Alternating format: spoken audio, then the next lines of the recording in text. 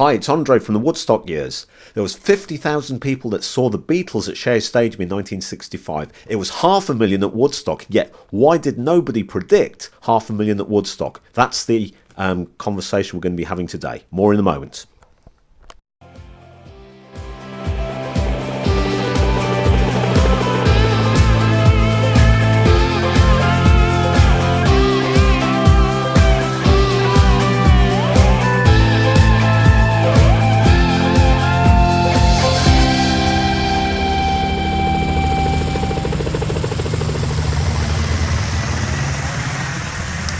Hi, the road to Woodstock on the day back in 1969 was a 20-mile car park of abandoned cars. They'd predicted 50,000 based on the Beatles at Shea Stadium, when in fact 500,000 turned up.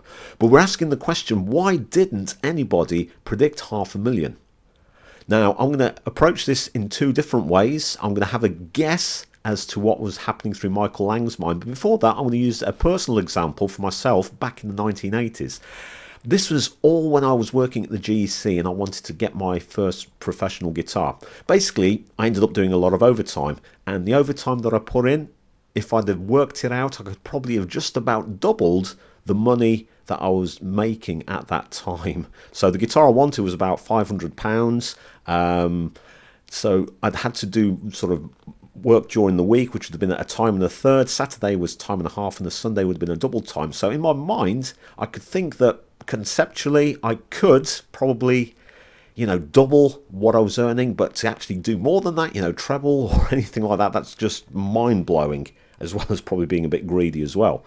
So the point I'm getting to is, now we've got this whole idea of going viral. I mean, a video can go up and it can have millions and millions of views, but back in 1969 and in those days, there was no concept of, anything exploding with growth and going viral, but there was this concept of going double. And that's my guess as to why Michael Lang predicted 50,000. Yes, that was the number that the Beatles had at Shea Stadium, but it was also the amount that he had the year before Woodstock. That would be 1968 at the Miami Pop Festival. So when he ran the Miami Pop Festival, there was 25,000 people there. So it makes perfect sense that, if you're going to do something a bit different, which Woodstock certainly was, the first of its kind festival, establish the blueprint for festivals, to actually predict anything more than double would have been, probably been arrogant, or people would have thought it would have been, hype.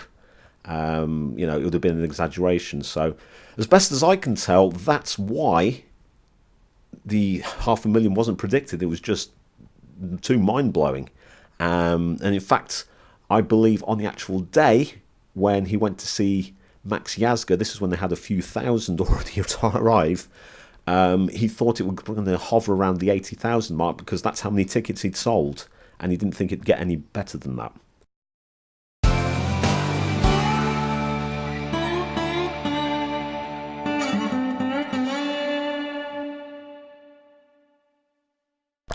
So 500,000, predicting 500,000 at Woodstock was just too mind-blowing.